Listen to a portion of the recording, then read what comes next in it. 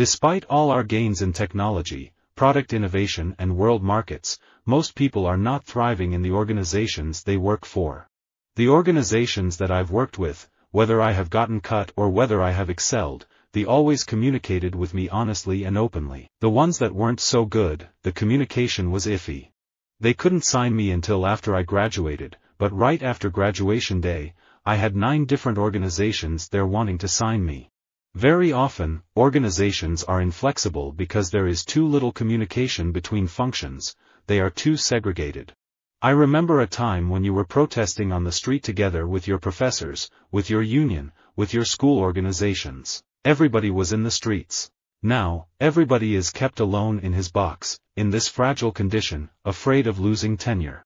I am on the board of corporations who contribute both to environmental problems and their solutions. And I am on the NGO side, the Earth Council and other organizations. One simple way to keep organizations from becoming cancerous might be to rotate all jobs on a regular, frequent and mandatory basis, including the leadership positions.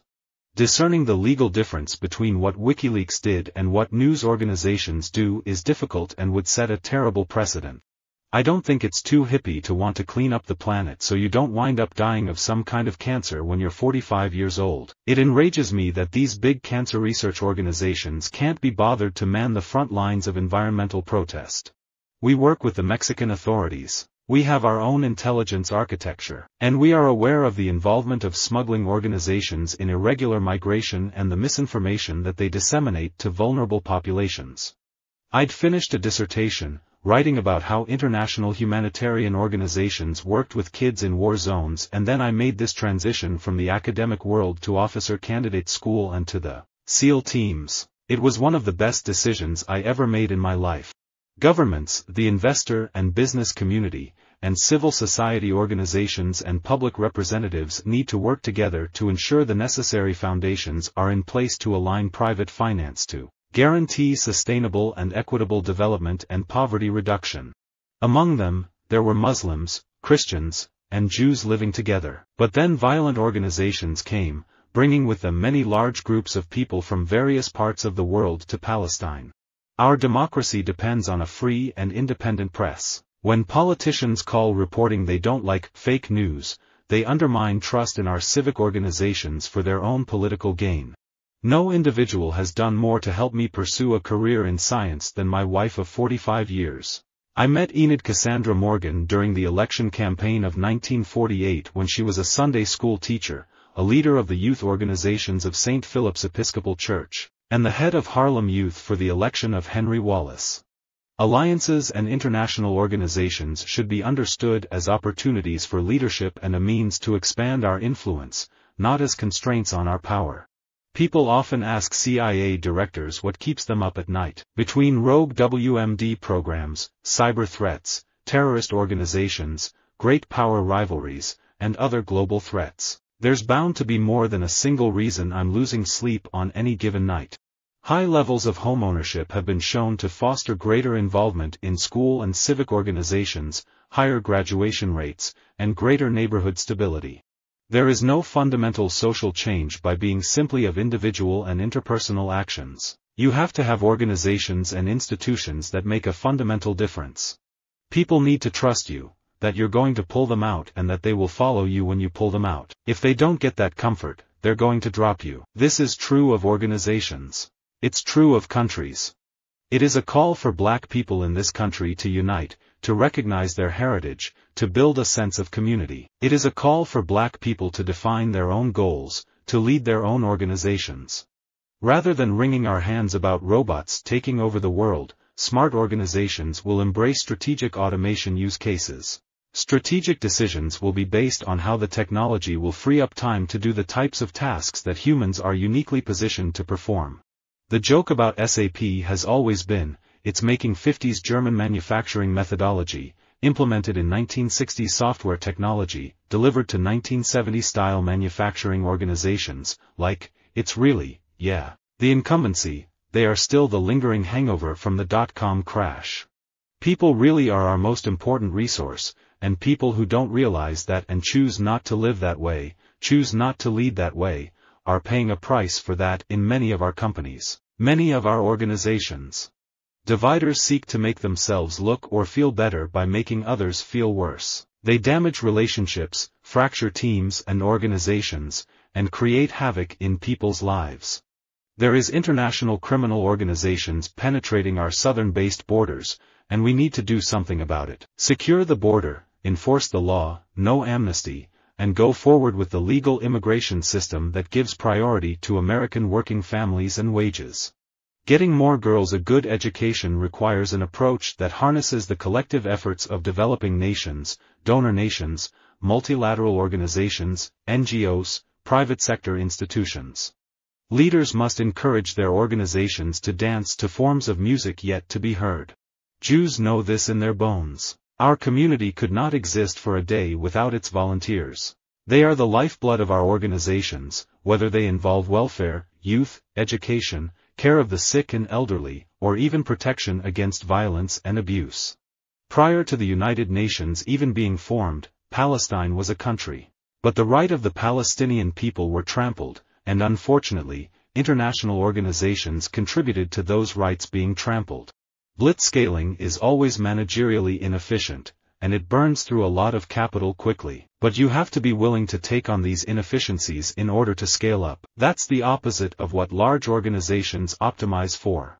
All the organizations and officials of Chon Ryan, regarding this unity as the great foundation of the movement of Koreans in Japan, should rally themselves around the central leadership with one mind and purpose, and accomplish its patriotic cause, which was pioneered with comradely unity, by dint of comradeship. I emphasize self-esteem, self-confidence, and dignity, not as an ideal, but as a real test of community organization. Without leadership development, community organizations do not have staying power. Ethiopia's government is doing a commendable job of working closely with donors and humanitarian organizations to educate parents about child marriage, and to support organizations like the Hamlin Fistula Hospital. Any enterprise CEO really ought to be able to ask a question that involves connecting data across the organization, be able to run a company effectively, and especially to be able to respond to unexpected events. Most organizations are missing this ability to connect all the data together. Religious organizations exist to foster the interests of persons subscribing to the same religious faith, not so of for-profit corporations. Workers who sustain the operations of those corporations commonly are not drawn from one religious community.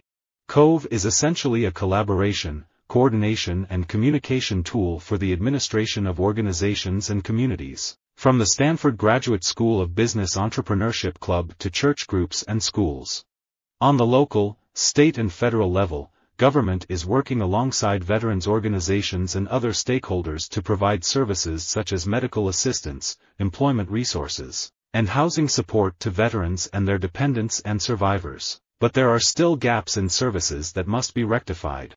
Animals, they are one of the most beautiful gifts we have, and, if there are people that have compassion, there are very few people that put their money into animal rescue organizations. And if there is someone that has that passion, animals need all the help they can get. I fell in love with the topic of leadership. For 3 decades, that has been a major focus of my hands-on work, listening to and working with leaders, their teams, and their organizations. Unions, by and large, are democratic organizations with freely chosen leaders and policies determined by the membership. They concern themselves with individual dignity not only in their aims but in their method. We have no better example of what is worthy of emulation abroad than the workings of a good union. Thankfully, President Obama has stood firmly behind women's healthcare issues by supporting coverage for contraception and reaffirming commitment to organizations like Planned Parenthood. Giving and receiving kindness are easy ways to feel good and to help others feel good too. People, organizations, and societies thrive when they are grounded in a culture of kindness. Women have had the vote for over 40 years and their organizations lobby in Washington for all sorts of causes. Why don't they take up their own causes and obvious needs? I'm proud to partner with organizations that place an emphasis on and share my interest in giving back to the community. RBC has a rich history of doing this through their sponsorship of golf and the extensive ambassadorial program they have in place. There are good people and bad people in all organizations fundamentally. However, when you look at the basis of the Tea Party, it has nothing to do with race. It has to do with an economic recovery. It has to do with limiting the role of our government in our lives. It has to do with free markets. We're trained to see the world in terms of charismatic organizations and charismatic people. That's who we look to for leadership and change, for transformation. We're awaiting the next JFK, the next Martin Luther King, the next Gandhi, the next Nelson Mandela. Healthcare organizations don't ask us to interface to every type of module because they understand that it could cause safety problems. 100 religious persons knit into a unity by careful organizations do not constitute a church any more than 11 dead men make a football team. The first requisite is life, always. As a nation, we owe a great deal to the National Audubon Society, one of our most distinguished and important environmental organizations, and all those who work to protect America's open land and waterways. Visit our website for more quotes, quoting.com.